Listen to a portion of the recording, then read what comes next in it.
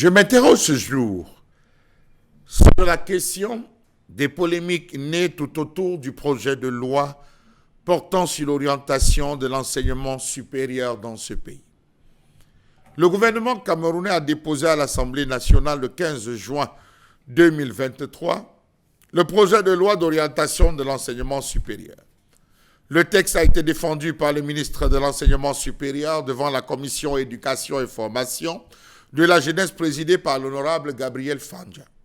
Un rappel, c'est en avril 2001 que le président de la République avait promulgué une loi portant orientation de l'enseignement supérieur.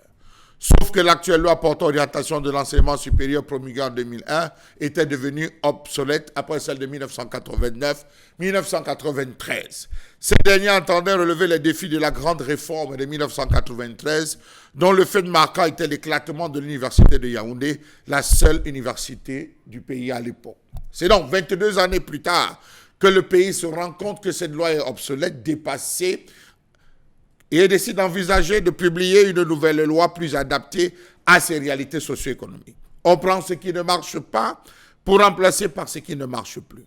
Le gouvernement a fait le constat de l'obsolescence de la loi du 16 avril 2001 en vigueur, désormais en déphasage avec les évolutions mondiales et les différentes mutations ayant marqué l'université dans le monde. Il s'agit dans ce nouveau projet de loi d'un texte de 117 articles subdivisés en 5 titres, dont l'objectif principal est de réformer et de moderniser la gouvernance universitaire avec un accent sur la professionnalisation des enseignements. Il est censé aider le pays à se conformer aux standards internationaux et sous-régionaux de l'enseignement supérieur, tout en tirant le meilleur profit des opportunités d'échange et de coopération avec les institutions étrangères. Si cette loi a le mérite d'apporter 7 principales innovations qui prendront en compte la valorisation des formations, la facilitation de l'accès à l'enseignement supérieur, l'application du système LMD, la professionnalisation des enseignants, la validation des acquis de l'expérience et la protection des enseignants, entre autres, il n'en demeure pas moins que ce projet de loi numéro 2034-PJL-AN portant orientation de l'enseignement supérieur au Cameroun sur la table des parlementaires depuis le 9 juin dernier ne passe pas.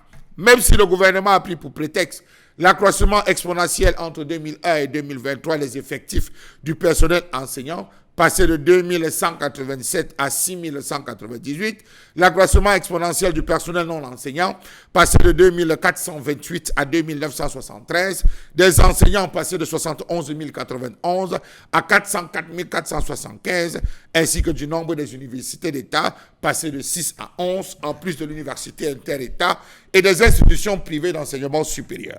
Toute chose qui a contribué à l'aggravation des charges dans un contexte budgétaire contraignant. Sauf que, lorsqu'on s'est retrouvé à atteindre ce gap, enseignants, dépassement des enseignants, des étudiants, personnel non enseignant, le gouvernement avait cette latitude parce que gérer, c'est prévoir, d'anticiper, de penser, d'organiser, de structurer.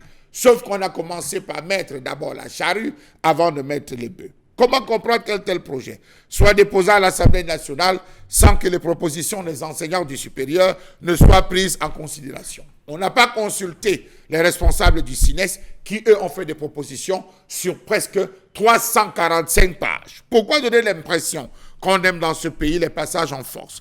Que dit de l'article 25 du titre 2, chapitre 2e du projet de loi sus-évoqué, objet de vive tension ou contestation, qui traite du reclassement du doctorat en médecine dans le cycle master? Pourquoi vouloir inventer des matières pour forcer un cursus à produire des avocats? Quel est le but de rechercher? Former des médecins ou bien former des chercheurs? Qu'est-ce qui importe? La qualité de la formation ou la durée? Est-ce que cela va résoudre dans le problème de l'incompétence des médecins et l'insuffisance des plateaux techniques? Les curricula pour produire des médecins sont efficients. Il faut laisser la latitude à ceux qui ne tiennent pas au grade de docteur d'exercer leur profession sans entrave. Notons que les autres doctorats ne se font pas d'un trait comme celui en médecine où tout est bien agencé de la première en 7e année. On peut comprendre que cela ne prenne que 7 ans au lieu de 8 ans pour les autres. L'étudiant qui s'engage pour 3 années de licence se retrouve avec des enseignements qui le préparent à aller en master, mais aussi des enseignements qui le préparent à rejoindre une grande école, par exemple. Il y a donc dans ces 3 ans des cours qui ne sont nullement utilisés dans le but d'obtenir un doctorat. Même chose pour l'étudiant qui va en master. C'est ainsi que sur les 5 années effectuées avant de s'engager en cycle de doctorat, l'étudiant a bien 1.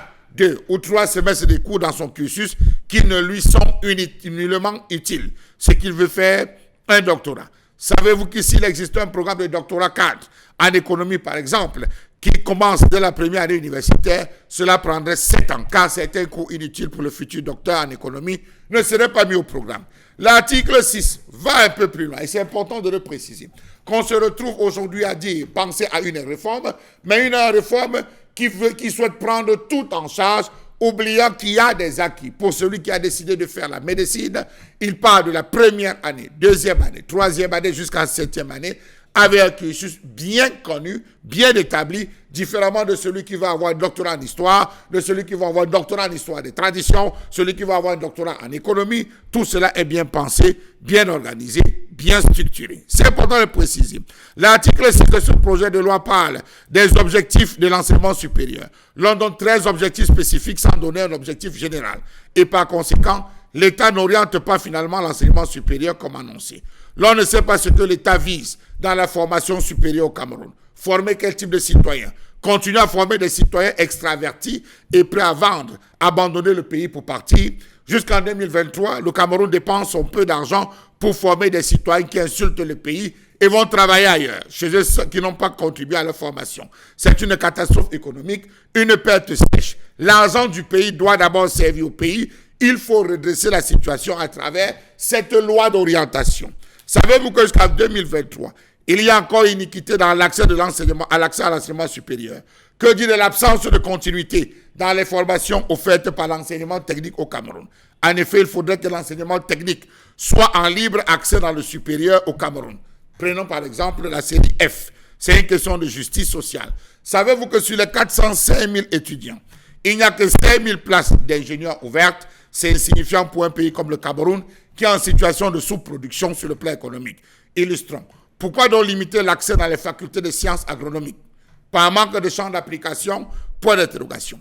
Que l'État ne se limite donc pas aux changements cosmétiques et conserve un système qui ne marche pas conformément au thème de l'exposé des motifs. La loi d'orientation, je tiens à vous le préciser, de l'avis de plein d'experts, cette affaire, c'est tout simplement de la poudre de perlimpinpin.